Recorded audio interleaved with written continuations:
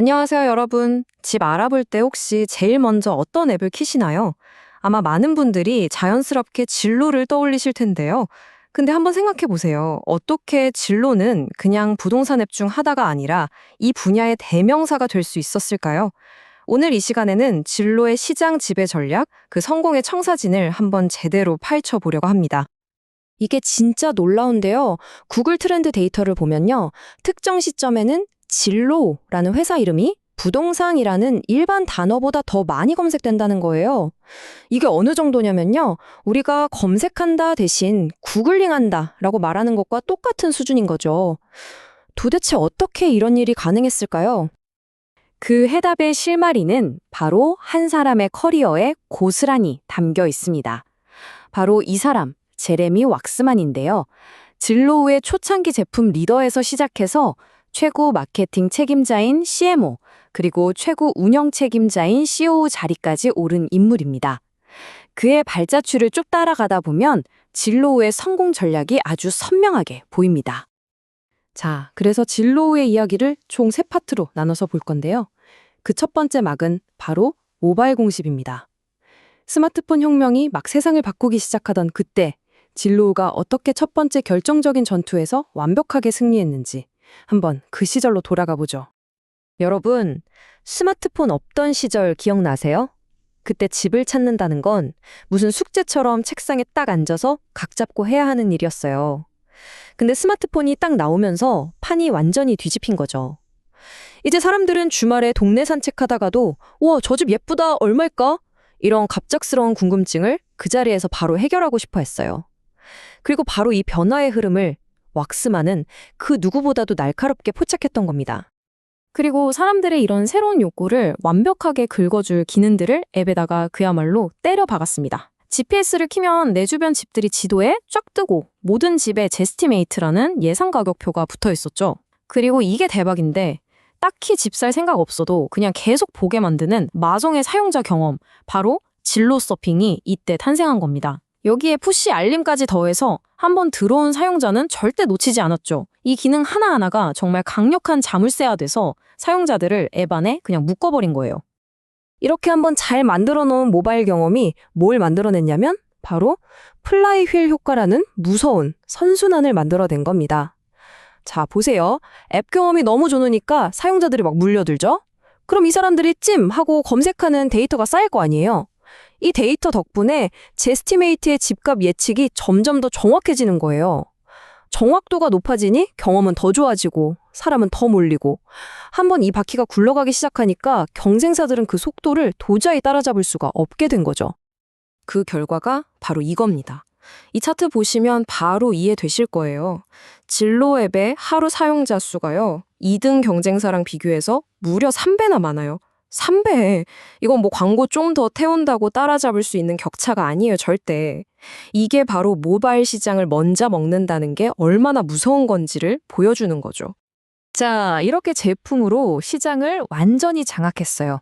그럼 이걸로 끝일까요? 아니죠. 이제 이야기의 두 번째 막으로 넘어갑니다. 바로 브랜드 해자 만들기. 왁스만은 이 압도적인 제품의 힘을 어떻게 아무도 넘어올 수 없는 아주 깊고 넓은 성벽의 해자로 만들었을까요? 여기서 진짜 기가 막힌 게 나와요. 바로 진로 서핑이라는 말, 이 신조어가 탄생한 겁니다. 왁스만 팀이 뭘 했냐면요. 집 살 사람만 우리 앱 쓰는 게 아니네? 이걸 포착한 거예요. 그냥 심심해서 우리 옆집은 얼마지? 우리 집은 얼마나 올랐지? 이런 호기심으로 앱을 켜는 사람들이 엄청 많다는 걸요. 그래서 아예 이걸 하나의 놀이, 하나의 국민적인 취미로 만들어버린 겁니다. 이게 얼마나 대단했냐면 여러분 다 아시는 미국의 코미디쇼 SNL 있잖아요. 거기서 진로 서핑을 주제로 콩트를 만들었어요. 이 정도면 말 다 한 거죠. 브랜드가 개그 소재가 됐다? 이건 그냥 앱이 아니라 하나의 문화 현상이 됐다는 가장 확실한 증거입니다. 자, 그럼 핵심 전략이 뭐였을까요? 진로는 그냥 돈 써서 광고판에 이름 알리는 그런 뻔한 브랜딩을 한 게 아니었어요. 그 대신에 자기들이 가진 엄청난 데이터를 아주 똑똑하게 활용했죠. 이걸로 시장 보고서를 만들어서 언론에 뿌리니까 진로는 그냥 앱이 아니라 시장 전문가처럼 보이게 된 거고요. 또 한편으로는 막 가슴 찡한 스토리 광고로 사람들의 감성을 건드렸어요. 이 모든 게 합쳐져서 결국 어떻게 됐냐? 나 집 좀 알아봐야겠다가 아니라 나 진로 좀 해야겠다로 말을 바꿔버린 겁니다. 자, 이제 이야기의 클라이맥스, 마지막 세 번째 막입니다. 바로 슈퍼 앱으로의 전환인데요. 근데 이게 그냥 순탄하게 이뤄진 게 아니에요. 진로 역사상 최대의 위기를 맞으면서 시작됩니다. 이제 최고 운영 책임자 COO가 된 왁스만이 이 거대한 위기 속에서 어떻게 회사의 운명을 바꿨는지 한번 따라가 보시죠. 진로우가 아주 야심차게 시작한 사업이 있었어요. 집을 직접 사들여서 되파는 이른바 아이바잉 사업이었죠. 결과가 어땠을까요? 무려 20억 달러, 우리 돈으로 2조 원이 넘는 엄청난 손실만 남기고 사업을 접어야 했습니다. 이건 그냥 실패가 아니라 회사가 휘청거릴 정도의 정말 엄청난 위기였어요. 자, 이렇게 수조 원을 날렸어요. 그럼 이제 어떻게 해야 할까요? 플랜 B는 뭘까요? 시장 전체가 진로가 다음에 뭘 할지 숨지기고 지켜보고 있었습니다. 이때 왁스만이 내놓은 플랜 B가 바로 주택 슈퍼앱이라는 비전이었습니다. 이게 뭐냐면 우리가 직접 집 사고 빨면서 리스크 지지 말자.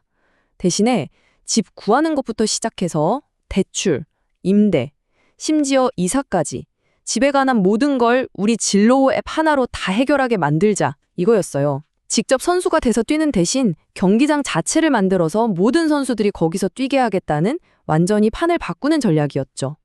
물론 말만 한 게 아니죠. 이 비전을 현실로 만들기 위해서 아주 전략적인 인수합병을 시작합니다. 예를 들면 집 보러 가는 약속 잡는 쇼잉타임이라는 회사를 사들여서 온라인과 오프라인을 연결했고요. 또 부동산 중개인들이 없으면 못 산다는 고객관리 프로그램 팔로우업 보스까지 인수해서 아예 거래 과정의 핵심으로 파고 들어간 거죠. 그 결과가 어떻게 됐을까요? 진로의 비즈니스 모델이 완전히 달라졌습니다. 리스크가 엄청 컸던 아이바잉 사업 하나에 목매는 게 아니라 보시는 것처럼 임대, 모기지, 중개인 서비스처럼 훨씬 안정적이면서도 다양한 수입 파이프라인을 갖추게 된 거예요. 말 그대로 새로운 성장 엔진을 여러 개 단 셈이죠. 자, 여기까지가 진로우가 걸어온 정말 롤러코스터 같았던 여정입니다. 이 모든 이야기를 쭉 정리해보면요. 진로우의 성공 뒤에는 우리가 왁스만 플레이북이라고 부를 수 있는 아주 명확한 세 개의 기둥이 있다는 걸 알 수 있습니다. 첫째, 누구도 따라올 수 없는 압도적인 제품으로 모바일이라는 새로운 카테고리 자체를 정의해버렸고요. 둘째, 진로 서핑이라는 말을 만들어내면서 그냥 앱이 아니라 하나의 문화를 만들어냈습니다. 그리고 마지막 셋째, 엄청난 위기 앞에서 좌절하는 대신 이걸 기회로 삼아서 모든 걸 연결하는 거대한 플랫폼 생태계를 구축했죠. 결국 제레미 왁스만이라는 한 사람의 커리어를 보면 이 모든 게 다 들어있어요. 최고의 제품 개발자로 시작해서 시장을 사로잡는 브랜드 건설자가 됐고 마지막에는 회사를 위기에서 구해낸 기업 운영자로 진화한 거죠. 말 그대로 그의 성장이 바로 진로의 역사 그 자체였습니다. 자, 그럼 마지막으로 여러분께 질문 하나 던지면서 마무리하겠습니다. 지금 이 시대에 과연 제2의 진로우는 어떤 분야에서 나오게 될까요? 그리고 지금 이 순간 이 왁스만 플레이북을 차근차근 실행에 옮기고 있는 다음 주자는 과연 누구일까요?